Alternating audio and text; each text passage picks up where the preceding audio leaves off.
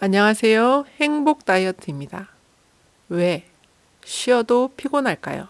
쉬어도 쉰 것 같지 않고 깊이 잠들지 못하며 근심, 걱정, 불안감에 시달립니다. 심지어 아무것도 하지 않았는데도 피곤하다고 하소연합니다. 그 원인이 육체의 피로가 아닌 뇌 피로 때문이라는 것이 최근 뇌과학자들의 생각입니다. 뇌의 피로를 풀지 않는 한 우리는 진정한 휴식을 얻을 수가 없습니다. 세상이 디지털화되면서 우리의 몸보다 정신이 더 피곤함을 느낍니다. 오늘 여러분들께 들려드릴 책은 이시영 박사님의 쉬어도 피곤한 사람들, 출판사는 비타북스입니다. 본문 내용입니다. 진짜 필요한 곳은 몸이 아니라 뇌다. 현대 사회에서 피로의 원인은 육체 노동에서 정신 노동으로 바뀐 지 오래다. 최근 IT화가 진행되면서 본격적으로 뇌 피로 사회로 접어들었다. 이런 현상은 우리나라뿐 아니라 선진국에서도 마찬가지다. 뇌 피로는 생산성 저하는 물론 건강 악화를 불러오는 주범으로 인식되고 있다. 정부 차원에서 대책을 내놓지 않으면 안 되는 심각한 상황에까지 이르렀다. 뇌 피로를 연구하려면 뇌 전반에 걸친 연구는 물론이고 사회 전반에 걸친 시야를 갖고 논해야 한다. 그리고 무엇보다 중요한 것은 뇌 피로 회복에 관한 연구다. 피로에는 휴식이 중요하지만 뇌 피로는 무조건 쉰다고 풀리는 간단한 일이 아니기 때문이다. 따라서 이 책에서는 어떻게 쉬는 것이 진정한 휴식이고 무엇이 과학적 피로회복법인지 이야기해 보겠다. 뇌 피로를 줄이기 위해서는 어떻게 해야 할까? 우리 몸에는 크게 두 가지 신경이 있다. 팔, 다리를 내 마음대로 움직일 수 있게 해주는 채성신경, 내 의지대로 말을 듣지 않고 자기만의 리듬대로 움직이는 자율신경이 그것이다. 그 중에서 뇌 피로와 밀접한 것이 자율신경이다. 자율신경은 주로 생명활동과 관련된 내장기관에 분포하며 서로 정반대의 기능을 담당하는 교감신경과 부교감신경으로 나뉜다. 교감신경은 주로 낮 동안 활동할 때, 부교감신경은 우리가 편안하게 휴식을 취하거나 잠을 자는 동안 활성화된다. 두 신경은 우리 몸 밖의 상황이 어떻게 변하는지에 따라 자율적으로 균형과 조화를 이루기 위해 노력한다. 예를 들어 격한 운동을 할 때에는 교감신경이 활발해지며 팔과 다리 근육에 힘이 들어간다. 반대로 정적인 행동을 할 때는 부교감신경에 의해 마음이 잠잠해지면서 내장기관의 활동이 증가한다. 이렇듯 두 신경은 마치 너를 뛰듯 한쪽이 올라가면 다른 쪽은 내려간다. 이때 두 신경의 활성도 차이는 대체로 30% 정도다. 가령 낮 동안 교감신경이 우세할 때는 부교감신경과의 활성 비율이 7대 3이 되고 밤에는 그 반대가 된다. 교감신경의 흥분을 가라앉히고 부교감신경을 활성화시키는 근본 치료를 해야 한다. 뇌 피로는 결국 자율신경, 특히 교감신경을 혹사하면서 일어나는 피로이기 때문이다. 만성 스트레스든 급성 스트레스든 시상하부에서 받는 부담은 뇌 피로를 초래할 수밖에 없다. 과학적으로 뇌 피로를 줄이기 위해서는 교감신경의 혹사를 줄이고 부교감신경을 활성화시키며 스트레스를 줄이려는 노력이 필요하다. 피로를 없애려면 부교감신경을 높여라. 그렇다면 자율신경 중 부교감신경은 우리 건강을 유지하고 뇌 피로를 회복시키기 위해 구체적으로 어떤 역할을 할까? 이는 우리 몸이 건강하기 위한 두 가지 조건을 살펴보면 알 수 있다. 1. 깨끗한 혈액이 만들어져야 혈액의 질은 장에서 결정된다. 장은 주로 소화를 시키고 영양소를 흡수하는 일을 하면서 혈액의 질을 결정하는 중요한 역할을 맡고 있다. 따라서 장내 환경이 좋아야 깨끗한 혈액이 만들어진다. 피부 미용에 장이 큰 영향을 미치는 것도 이 때문이다. 특히 부교감신경은 장의 활동을 도와 혈액의 질을 좋게 한다. 이런 장의 활동을 통제하고 조절하는 것이 자율신경이다. 좋은 휴식과 수면을 취하고 편안하고 여유로운 마음 자세를 가져서 부교감 신경을 활발히 해야 한다. 그래야 우리 몸에서 깨끗한 피가 생성될 수 있다. 2. 고속도로인 혈관이 튼튼해야. 양질의 피를 세포 하나하나에까지 운반하려면 혈액순환이 잘 돼야 한다. 이 역시 부교감 신경이 하는 일이다. 혈액순환이 잘 되기 위해서는 혈관이 튼튼해야 한다. 혈관은 몸의 구석구석에 있는 말초 조직세포까지 혈액을 보내 영양분과 산소를 원활히 공급하고 노폐물을 수거하는 역할을 한다. 여기서 유념해야 할 점은 혈관의 99%가 모세혈관이란 점이다. 모세혈관은 털처럼 가늘다고 붙여진 이름이지만 실제로 털보다 수십 배나 더 가늘다. 따라서 모세혈관보다 면적이 큰 적혈구나 백혈구 등이 모세혈관 속에서 움직이며 영양분을 원활히 운반하기 위해서는 모세혈관 자체에 유연성과 신축성이 있어야 한다. 교감신경 우위의 스트레스 상태에서는 혈관이 수축돼 혈액순환이 잘 되지 않는다. 따라서 부교감 신경을 높여 자율신경의 균형을 잡아야 건강한 몸을 유지할 수 있다. 자율신경 연구가인 고바야시 히로유키에 따르면 교감신경은 20대부터 그 기능이 떨어지는 데 반해 부교감신경의 기능은 40대부터 본격적으로 떨어지기 시작한다고 한다. 나이가 들면서 피로를 느끼는 사람이 급증하는 이유는 자율신경의 토털 파워가 떨어지기 때문이다. 따라서 자율신경을 단련해 회복력을 키워야 한다. 자율신경 단련, 회복 탄력성을 키우는 힘. 나이가 들면 몸이 노화되면서 자율신경의 기능 역시 저하된다.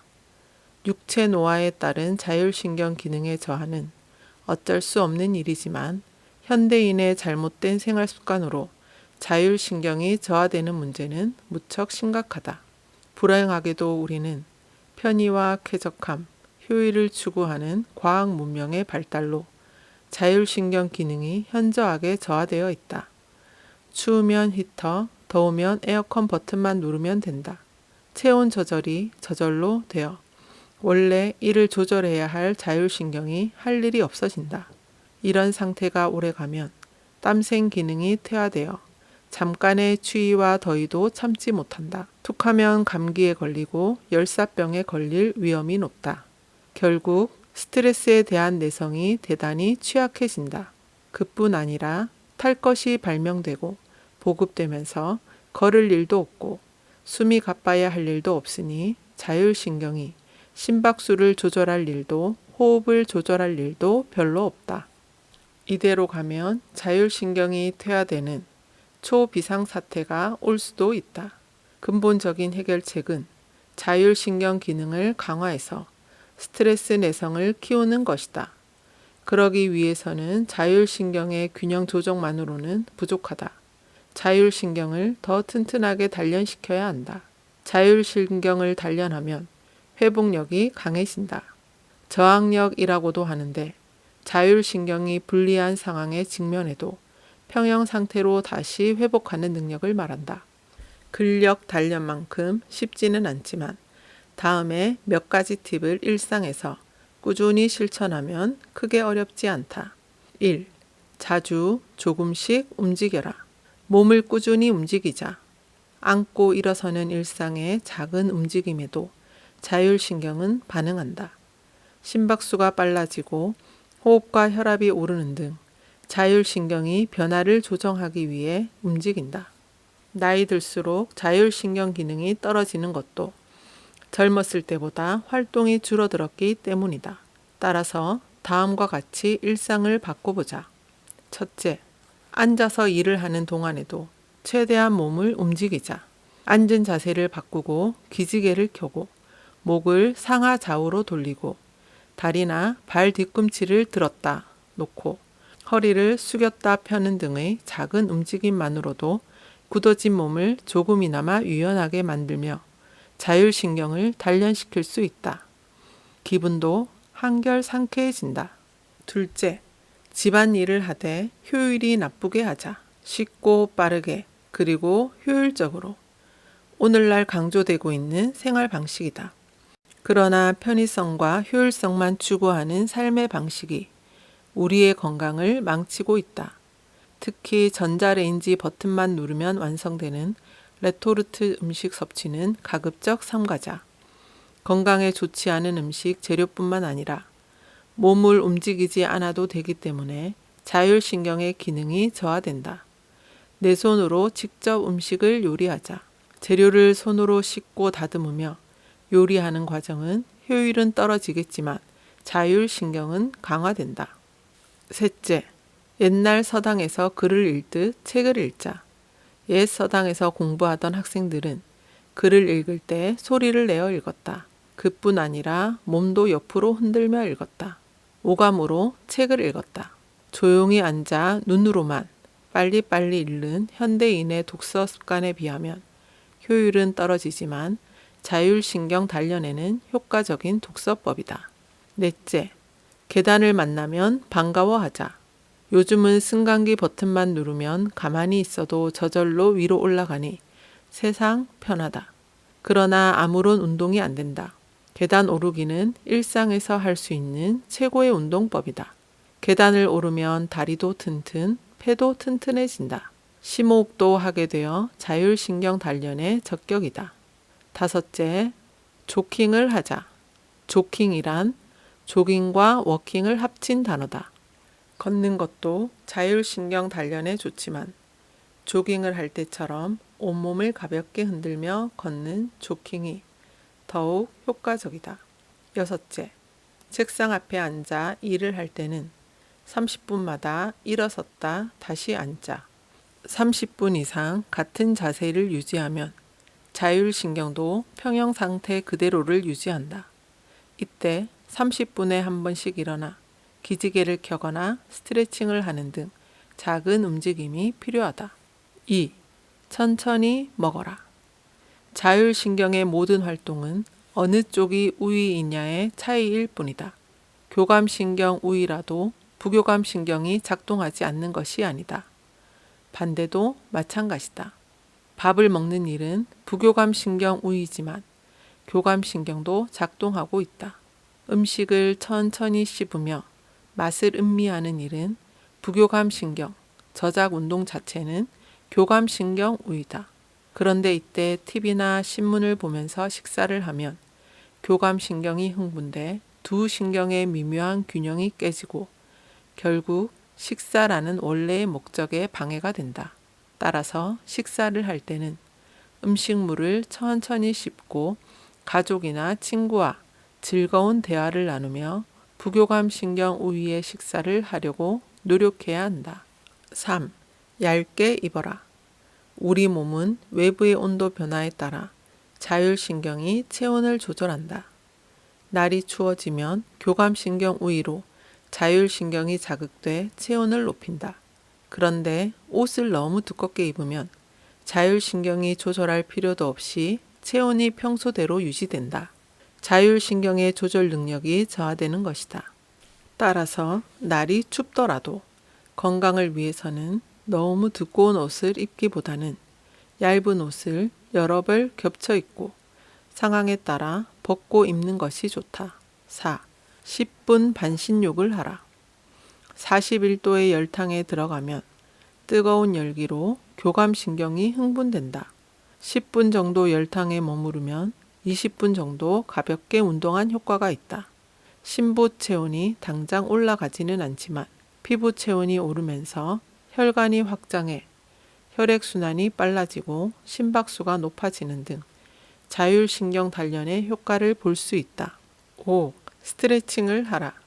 아침에 일어날 때, 사무실에 앉아 있을 때, 피곤한 하루를 마치고 누울 때, 우리는 무의식적으로 스트레칭을 함으로써 잔뜩 굳었던 몸을 이완시킨다. 우리의 뇌가 스스로 몸에서 명령을 내리는 것이다. 이런 스트레칭을 의식적으로 좀 더 길게 하면 교감신경이 자극돼 단련의 효과를 높일 수 있다. 6. 운동으로 단련하라. 천천히 부드럽게 하는 유산소 운동에 더해 가벼운 근력 단련 운동을 함께 병행함으로써 효과를 증대할 수 있다. 두 가지 추천할 만한 운동이 있다. 첫째는 333 걷기다. 빨리 걷기 3분, 천천히 걷기 3분, 다시 빨리 걷기 3분을 반복하면 자율신경이 그에 맞게 조절을 반복하므로 단련 효과가 크다. 둘째는 근육 단련이다. 무산소 운동이지만 근육에 분포된 자율신경을 자극해 뇌에 있는 자율신경 중추까지 자극이 되어 단련 효과를 얻을 수 있다. 스쿼트나 복근 운동, 팔굽혀 펴기 등이 효과적이다. 자율신경을 조율하는 주문, 천천히. 정신과 의사로서 부탁하고 싶은 말. 교감신경 우위를 조절하기 위해 가장 중요한 원칙은 딱 하나. 천천히를 의식하며 생활하는 것이다. 우리는 늘 서두른다. 의식적으로도 서두르고. 이런 생활이 반복되고 습관화되다 보니 이제는 무의식 중에도 서두른다.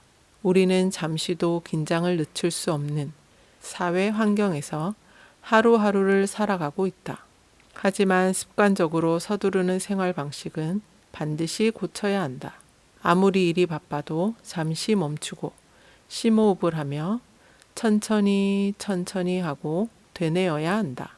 그 순간 어지럽던 세상이 바로 보인다. 교감신경의 흥분으로 좁혀졌던 시야가 넓어지고 새로운 아이디어가 떠오를 수 있다.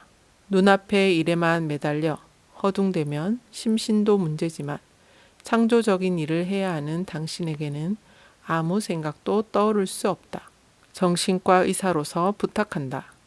조금만 여유를 가져보자. 천천히 걷는 것이 오히려 목적지에 더 빨리 다다를 수 있다. 세로토닌, 옥시토신 이펙트. 세로토닌은 본능적 욕구가 충족될 때 분비돼 우리의 기분을 행복하게 한다. 그래서 행복 호르몬으로 불린다.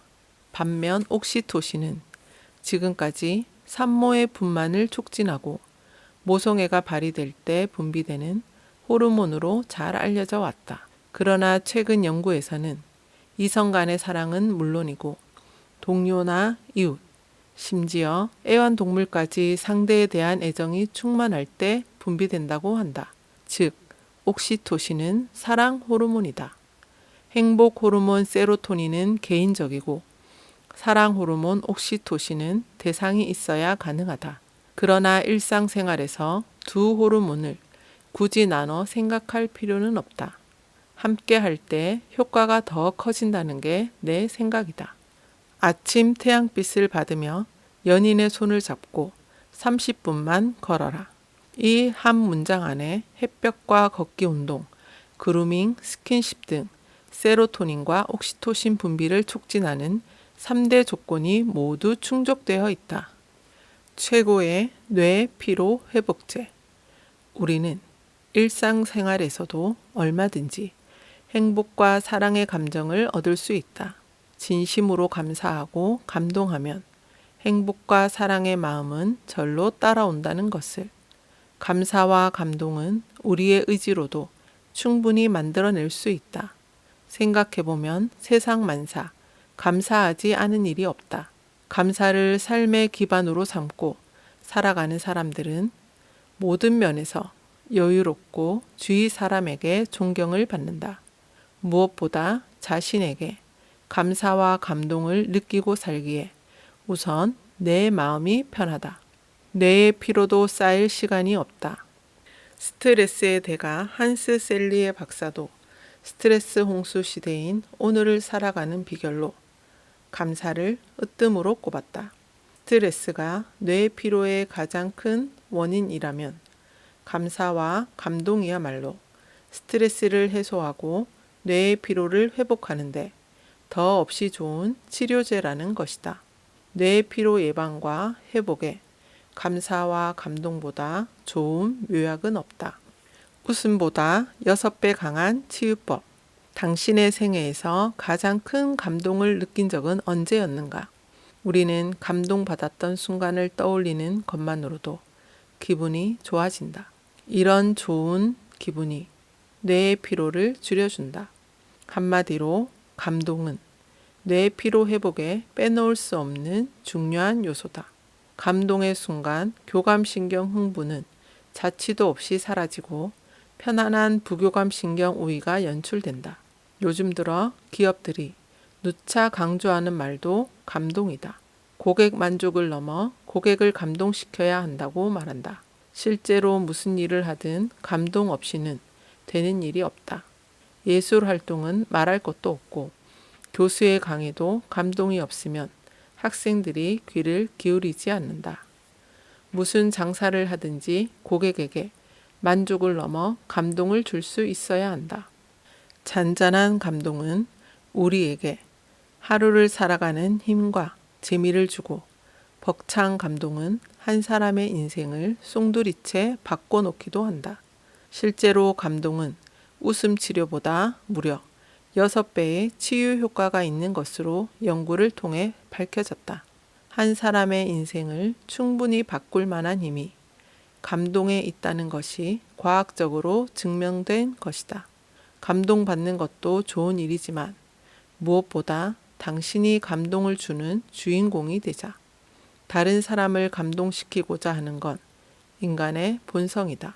나로 인해 상대가 감동하는 모습을 보는 것만큼 우리를 행복하게 하는 일도 없다. 큰 감동이 아니어도 좋다. 진실한 모습을 주위 사람들에게 보여주는 것만으로도 하루하루를 열심히 살아가는 모습을 보여주는 것만으로도 누군가에게 감동을 주는 사람이 될 수 있다. 퇴근길에 술에 취하고 지친 얼굴 대신 장미꽃 한 송이를 사서 아내에게 건네주는 것만으로도 당신은 감동을 주는 사람이 될 수 있다. 이처럼 우리 삶에서 빼놓을 수 없는 중요한 품성이 지금 우리에게는 너무 부족하다. 이제 우리는 웬만큼 다 갖췄다. 그러나 행복 지수나 삶의 질은 거의 바닥권이다. 행복이 부족한 것이 아니라 감사와 감동의 부족이라는 것이 세로토닌 아카데미 연구원의 결론이다. 지금까지 이시영 박사님의 쉬어도 피곤한 사람들을 들려드렸습니다. 들어주셔서 감사합니다. 행복한 하루 되세요.